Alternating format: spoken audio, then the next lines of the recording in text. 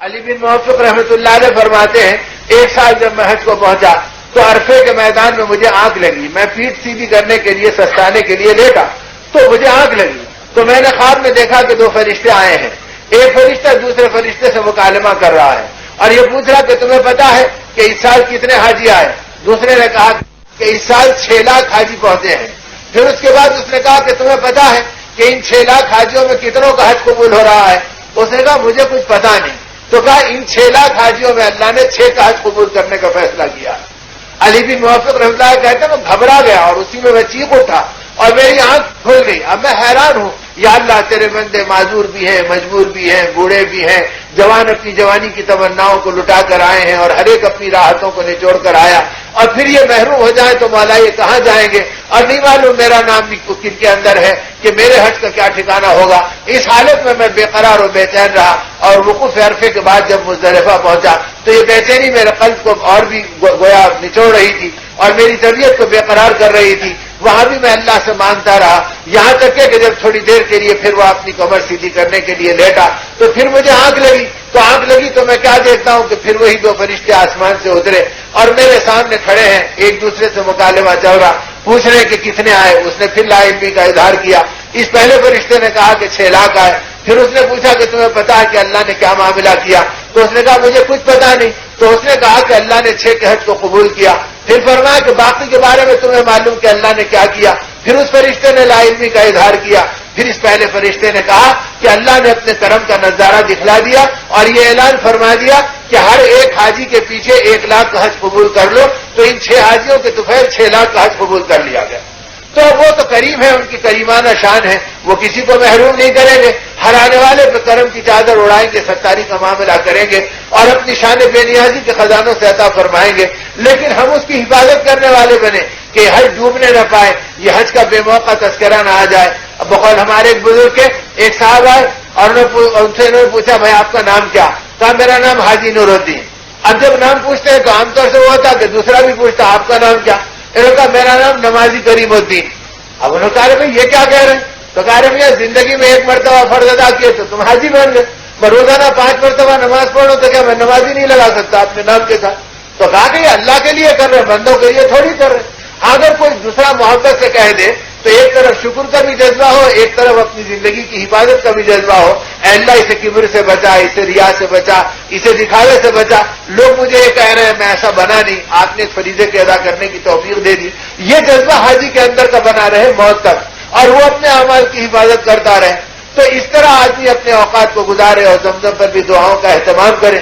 پھر وہاں سے جب آگے بڑھے زمزم سے تو پھر اس کے بعد میں پھر صفا کی طرف قدم اٹھائے اور جب صفا کی اونچائی کے اوپر چڑھے تو بیت اللہ کی طرف رخ کرے اور پھر وہاں پر پھر استلام کرے اور استلام کر کے اس وقت اپنے ہاتھ اٹھا کر دعا کرے اور دعا کرنے کے بعد وہاں سے پھر وہ اپنے صحیح کے سلسلے کو شروع کرے.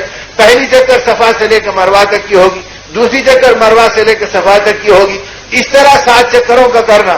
جب 7 چکر پورے ہو گئے اور یہ احرام عمرے کا رہا, یعنی مطلب ہے کہ تمتع کا حج ہوا کہ بھئی عمرہ کریں گے اور احرام کھول دیں گے, تو ایسے حاجی کو اس کا اختیار ہے. بھائی اختیار کیا ہے؟ مطلب ہے کہ اس کے لیے چاہیے کہ وہ اپنے ان 7 چکروں کے بعد میں 2 رکعت نماز پڑھ کر اپنی صحیح کا شکرانہ ادا کر لے اور اس کے بعد میں پھر یہ گویا کسی نائی کے پاس جا کر اپنے حلق کرا دے, اپنے بال نکلوا دے. بال نکلوانے کے اندر اور احرام کے باندھنے میں دونوں چیزوں میں حاجی صاحبان کو بڑی احتیاط کی ضرورت ہے کہ ایک بات تو یہ ذہن میں رکھیں کہ بھئی احرام چونکہ باندھنے کی عادت نہیں اور زندگی میں 1 مرتبہ کا فریضہ ہے اور جسے کبھی بار بار ملتا ہے تو وہ بھی سالوں میں 1 بار آتا ہے موقع. اب نتیجے کے اندر ابتدا میں تو احرام باندھنے میں اپنے تہبند کو باندھ لیا. اب تہبند باندھنے میں اگر یہ تہبند کھلتا ہے اور عادت نہیں ہے تہبند باندھنے کی, یہ ضعیف ہے, کچھ ایسی مجبوری ہے کہ جس کی وجہ سے تہبند کو نبھانا مشکل ہے, بلکہ بے سلے ہوئے کپڑے کو اس حالت میں رکھنا مشکل ہے. ڈر ہے کہ ران کھل جائے گی, گھٹنا کھل جائے گا. یعنی ذہن میں یہ رہے کہ ناک سے لے کے گھٹنے تک یہ پورا ستر عورت ہے, یعنی اس میں کی کسی جگہ کا دکھانا بھی حرام اور ناجائز ہے. یہ نہیں کہ صرف شرمگاہ کا ہے باقی کا نہیں ہے, بلکہ کسی جگہ کا دکھانا بھی بے ضرورت آدمی کے لیے ناجائز ہے. تو اب آدمی یہ دیکھے کہ بھائی صدر کی حفاظت کرنا ہے تو یا تو اب چونکہ سردی کا موسم ہے بہتر یہ ہے کہ آدمی ٹاول کے احرام رکھ لے تاکہ تھوڑے موٹے بھی ہوتے ہیں, تھوڑا سردی سے بچنے کا اہتمام بھی ہوتا ہے, اور اس کے پھنوں ہی کو آپس کے اندر گاڑ دے دیں تو گارڈ دینے سے کوئی فرق نہیں پڑے گا، یا ضرورت پڑے کہ مجبوری ہے تو ٹاک بھی دیں اسے، اور جیسے لنگی کو سی لیتے ہیں ویسے اس کو بھی ٹاکے دے دیں، تو اس سے افضلیت میں کمی پڑے گی، لیکن کوئی دم واجب نہیں ہوگا۔ اور سطر کا چھپانا آدمی کے لیے گویا فرائض میں سے اور واجبات میں سے، اور دوسری طرف جو ہے آدمی کا اپنے کپڑے کا کھلا رکھنا یہ افضلیت کے اندر سے ہے۔ اگر آدمی یہ نہیں کر سکتا ہے تو احرام کے سامنے کے حصے کو باندھے رکھے، یا تو سیفٹی پن سے اس کو ٹاک لیں، یا اس کو ٹاکے دے لیں، یا اس کو تاگوں سے سی لیں، اس لیے کہ بھئی سفر ہے، اس میں عورتیں بھی ہیں، اس میں قافلے بھی ہیں، اس میں رات کی نیند بھی ہے، اس میں سواری کا مسئلہ بھی ہے۔ اب ایسے بیٹھے ہیں غفلت میں، تھکے ہارے سو گئے، رات کی جگہ تھے، نظام آباد سے نکل کے حیدرآباد پہنچے، صبح سے پلین کے انتظار کے اندر وقت کئی گھنٹے گزر گیا، اب پلین میں بیٹھے، اب نیند آ گئی، اب جو ہے کپڑے ایک طرف ہیں، ہم ایک طرف ہیں، تو اس بے حجابی اور بے حیائی کے گناہ سے بچنے کے لیے آدمی اہتمام کے ساتھ احرام رکھے، ورنہ اس احرام کو ٹاکے دینا یا سی لینا یہ آدمی کے اوپر دم نہیں لاتا، یہ بات آدمی کے ذہن میں رہے۔ دوسرا یہ ہے کہ یہ جو ہم بیلٹ باندھ لیتے ہیں، چند قدم چلنے کے بعد میں اکثروں کا حال یہ ہوتا ہے کہ اب یہ نیچے اترنا شروع ہوتے ہیں، نتیجے میں اپنی ناک سے 4 انگل کے سطر کا حصہ کھلا ہے، نماز اسی میں پڑھ رہے ہیں، طواف اسی میں کر رہے ہیں، اور سطر کھلی ہوئی ہے ہماری، تو اب نماز کیسے ہوگی، طواف کیسے ہوگا؟ تو اس لیے ضرورت اس کی ہے کہ اسے بال اہتمام باندھے رہیں اور یہ دیکھیں کہ وہ ہماری ناک سے 2 انگل اوپر سے بندھا ہوا ہے یا نہیں ہے، تاکہ سامنے سے لے کے پیچھے تک پوری ہمارے کمر کا پٹا محفوظ رہے اور سطر ہماری ڈھکی ہوئی رہے۔ تو ایک تو سطر کی یہ حفاظت آدمی کرتا رہے اور ان چیزوں کا خیال رکھ کر اپنے آپ کو چلائے تاکہ سطر کے مسئلے میں گڑبڑ نہ ہو، اور اسی طریقے سے احرام کے مسئلے کے اندر جہاں احرام کا باندھنا اور احرام کو نبھانا یہ ضروری ہے۔ اور وہیں پر دوسری چیز یہ ہے کہ احرام کے مسئلے میں جہاں عورتوں کا احرام ہے تو پھر عورتوں کے احرام میں یہ ہے کہ بے چہرہ کھلا رہے، اور دوسری طرف یہ ہے کہ پردے کا اہتمام رہے۔ تو پردہ آدمی کے لیے فرض ہے وہاں پر بھی کہ نامحرم سے اپنے چہرے کو بچانا ہماری عورتوں کے لیے لازم ہے۔ ارے صاحب کیسا بچائیں گے بھائی؟ یا تو کوئی ایسا پنکھا بنا لو، یا تو کوئی بنت کی چیز سامنے لا لو جس کے اوپر سے جو ہے نقاب کو چھوڑا جائے اور اپنی انگلی سے پکڑا جائے، اور یہ بھی اگر ممکن نہیں ہوتا تو ہم نے علماء کرام کے گھرانوں کی عورتوں کو بارہا ان چیزوں کے بارے میں ان سے واقف کروایا اور ان بزرگوں کے گھرانوں کی تفصیلات دی، اور یہ بات واضح ہے، معلم الحجاج میں بھی ہے اور دوسری کتابوں میں بھی ہے، یعنی دم کے مسئلے میں آدمی وحشت کھا جاتا ہے۔ بعض لوگ آ کے کہہ رہے ہیں صاحب جانماز پہ سجدہ کرے تو دم دینا پڑے گا۔ ارے بھائی کیوں دم دینا پڑے گا؟ تو پیشانی کو جانماز لگ گئی، کپڑا لگ گیا، حالانکہ جو ہے سر کھلا اور چہرہ کھلا۔ ارے بھائی ایسا دم کا سوال ہے، پھر کیا کریں گے؟ سجدہ کہاں کریں گے؟ صاحب پلاسٹک کا ٹکڑا رکھو، حصیر کا ٹکڑا رکھو۔ نہیں، ایسی کوئی چیز مسائل میں نہیں ہے، نہ علماء کرام نے بتلائی نہ کتابوں میں لکھی ہے۔ اور آدمی اپنے چہرے پہ پسینہ آئے گا تو پوچھے گا، ناک آئے گی تو صاف کرے گا۔ اب ان چیزوں میں یہ ہے کہ پورا چہرہ ایک ساتھ بند نہ ہو جائے اور پورے چہرے کو آمدن آدمی ڈھانپ نہ لے، اور پھر اگر اس طریقے سے کوئی واقعہ ہو گیا نادانی میں یا غفلت میں یا بھول میں، تو اس کے اندر یہ ہے کہ اس کے اوپر صدقہ آئے گا کہ بھائی کچھ مٹھی جو خیرات کر دو، اور اگر بار بار ایسا ہوا ہے تو پھر 1 آدھ فطرہ نکال دو، 2 کلو گیہوں کی قیمت وہیں پر خیرات کر دو۔ دم اس وقت واجب ہوگا جبکہ 12 گھنٹے چہرہ ڈھکا ہوا رہا، یعنی صبح کے 12 بجے سے رات کے 12 بجے تک، یا صبح کے 6 بجے سے رات کے 6 بجے تک مسلسل ڈھکا ہوا رہا تو دم واجب ہوگا۔ تو اب اس میں اپنی عورتوں کے لیے کر لیں کہ بھائی احرام میں جتنا چہرے کو کپڑے سے بچایا جا سکے بچایا جائے، لیکن طواف کرنے میں، صحیح کرنے میں، پلین سے اترنے میں، اپنی قیامگاہ سے نکلنے میں اپنی عورتوں پر جیسے یہاں پر برقع رہتا ویسے برقعے کا اہتمام کیجیے، اور ویسے ڈال کر جتنا انگلی سے بچایا جا سکتا بچا لیجیے، لیکن چہرے کے اوپر پورا نقاب پڑا رہے، اور آدمی اس کو چہرے سے بچا کر جتنا انگلی سے پکڑ سکتا، ہماری بہنیں ہماری مائیں اس کا اہتمام کر لیں، اور جو نہیں بچ سکا جس کے باوجود وہ لگ گیا تو خشوع خضوع کے ساتھ پہلے اطمینان سے طواف کیجیے اور اطمینان سے صحیح کیجیے، اور صحیح اور طواف بمشکل تمام 1.5 2 2.5 گھنٹے میں ہوگا، چلو 4 گھنٹے میں ہوگا، حالانکہ نہیں لگتا اتنا ہوا، میں عرض کر رہا ہوں کہ چلو 4 گھنٹے میں ہوگا۔ 4 گھنٹے کے بعد اپنی قیامگاہ کو پلٹ گئے یا وضو خانے میں چلے گئے اور پھر چہرے سے نقاب اٹھا دیا، اب اس کے نتیجے کے اندر یہ نقاب 12 گھنٹے کی تاریخ میں نہیں آیا، پھر آ کے 4 گھنٹے یہی عمل کرتے بیٹھ گئے، پھر گئے اور جا کے پھر وضو خانے میں وضو کرنے کے لیے اٹھا دیا، تو نہ 12 گھنٹے ہوتے نہ دم واجب ہوتا اور آدمی کا پردہ باقی رہتا۔ اب ایسے کتنے واقعات ہو رہے ہیں کہ اب ایک جوڑا آ گیا، اب اس حالت کے اندر وہاں پر پہنچ گیا کہ حال یہ ہے کہ سر کے اوپر کچھ نہیں اور جسم کے اوپر کچھ نہیں، بس دوپٹہ ہے گلے کے اندر رسمن پڑا ہے اور وہ بھی ہٹا کے رکھ دیا. اب یہ سمجھ میں نہیں آ رہا کہ کس ملک سے لوگ آئے ہیں کہ جو اتنے بے حجاب بن کر بیت اللہ کے اطراف پھر رہے ہیں اور طواف کر رہے ہیں. 2-4 مرتبہ ان کو قریب سے جاتے ہوئے اور بات کرتے ہوئے ان کی آواز کانوں پہ آتے ہی سننے والوں نے اندازہ لگا لیا کہ یہ ہمارے علاقے کے ہمارے ملک کے لوگ معلوم ہوتے ہیں. ان سے پوچھا طواف کے بعد کہ بھئی آپ کہاں کے ہیں؟ انہوں نے کہا کہ میں فلاں علاقے کے ہیں. کہا کہ آپ اس علاقے کے ہیں اور پھر آپ کیسے آئے؟ تو کہا حج کے لیے آئے. تو اتنے بے حجاب ہو گئے کہ آپ کی عورت کے جسم کے اوپر دوپٹہ دے رہی اور پھر یہ اتنا بے باکانہ پھر رہی ہے اور آپ ان کو ساتھ لے کے پھر رہے ہیں. اس غریب نے جواب میں کہا ہم تو برقعے سے آئے تھے لیکن کہا گیا کہ بیت اللہ میں پردہ نہیں ہے تو ہم نے برقع اتار کے وہیں رکھ دیا اور اپنا دوپٹہ نکال کے وہیں رکھ دیا کہ بھئی یہاں تو ایسے ہی آنا چاہیے. اب دوسرا دھوکہ یہ ہوتا کہ جب بیت اللہ میں پردہ نہیں تو گھر کے پاس کا پردہ. تو حج پہ جا کے حجنے جو ہے بے پردہ بن کے آتی ہیں. اب یہی بے حجابی ان کو گویا عرفاتی بھائی بہن بنا دیتی ہے. اب یہ کہہ رہے ہیں کہ آپ ذرا یہ دے دیجئے، بھابھی ذرا یہ کام کر دیجئے. وہ بھی کہہ رہے ہیں بھائی ذرا یہاں پہ بیٹھیے میں آپ کا کھانا نکال کے دے دیتی ہوں. اب یہ کہ بھئی مہینہ 1.5 مہینہ ان کے بے تکلف بات کرتے رہے. اب اس کے بعد کیا پردہ ہے؟ تو برکت کا رشتہ ہے. یہ برکت کا نہیں ہے، فتنے کا رشتہ ہے. تو ان چیزوں سے بچنے کے لیے ہماری ماں بہنیں احرام کی حالت میں اپنے چہرے کا پورا اہتمام کریں چھپانے کا اور اس کی حفاظت کا.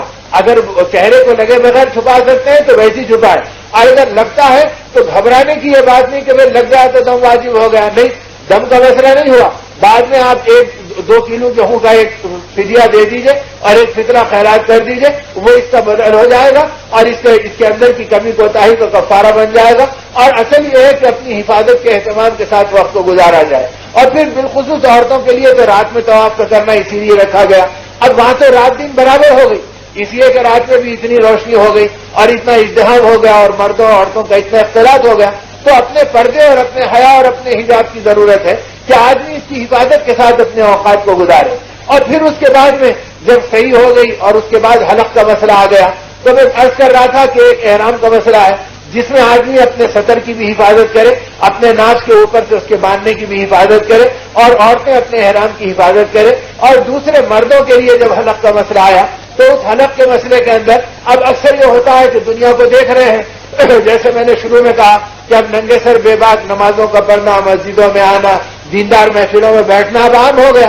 ورنہ ہمارے بچپن کے زمانے میں معاشرے میں اتنی دینداری یا اتنی حیاداری موجود تھی کہ یہ آنکھوں سے دکھتا تھا کہ کوئی آدمی ننگے سر کوئی جوان دکھ گیا اور کہتے کہہ رہے ان کے چہرے پہ فوٹو نہیں ہے، وہ ان کے چہرے پہ گویا ٹوپی نہیں ہے، تو لوگ کہتے کہ بیٹا یہ یتیم ہے، یہ اس لیے آئے ہیں کہ مجمع ان پہ رحم کرے اور کوئی ان کی ہمدردی کر دے.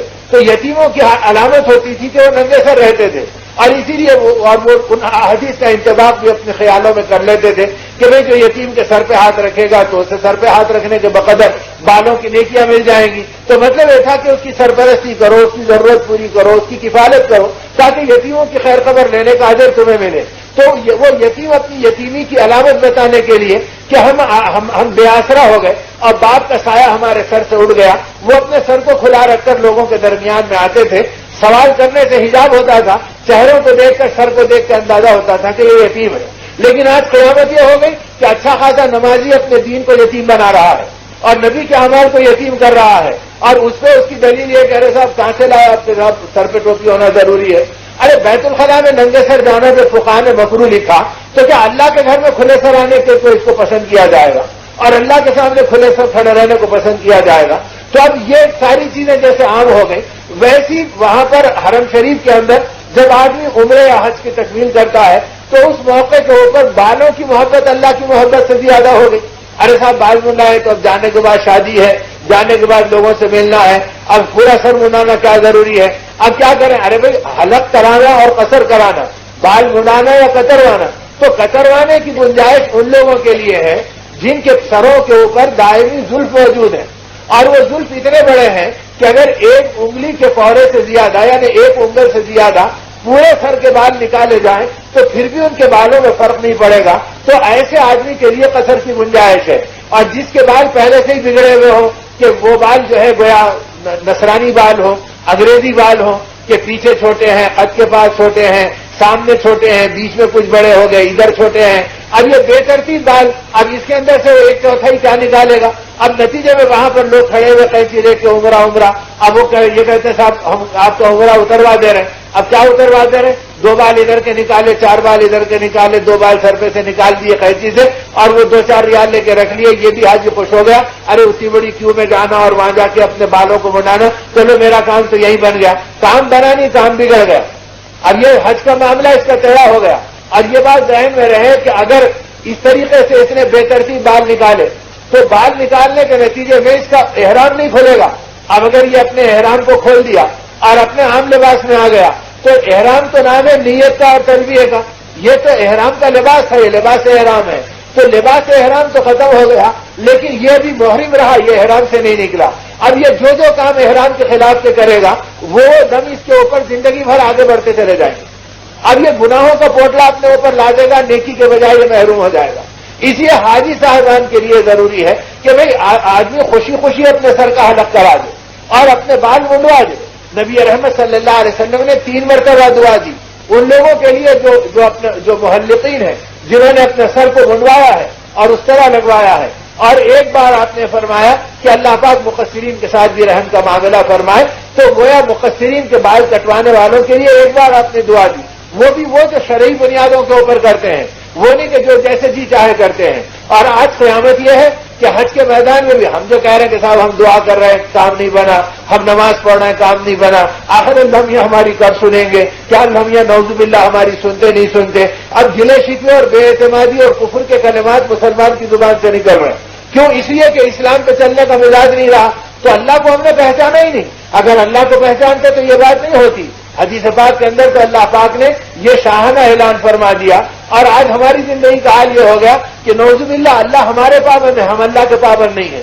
اللہ کو ہماری سننی چاہیے تھی اور ہم کو اللہ کی ماننی چاہیے تھی, یہ نہیں سمجھ میں آ رہا. اور اللہ پاک نے یہ اعلان کیا, حدیث قدسی کا خلاصہ یہ ہے, ایک ٹکڑے کا حاصل یہ ہے کہ من لم یرضى علی قضائی ولم یرضى علی بلائی فلیتخذ ربا سوائی, او کما قال اللہ تبارک و تعالی. حق تعالیٰ فرماتے ہیں, یا ابن آدم, اے آدم کی اولاد, یاد رکھ جو میرے فیصلوں پہ راضی نہیں رہتا اور میری بلاؤں پہ مطمئن نہیں ہوتا, اس کو چاہیے کہ میرے علاوہ کسی اور کو اپنا رب بنا لے.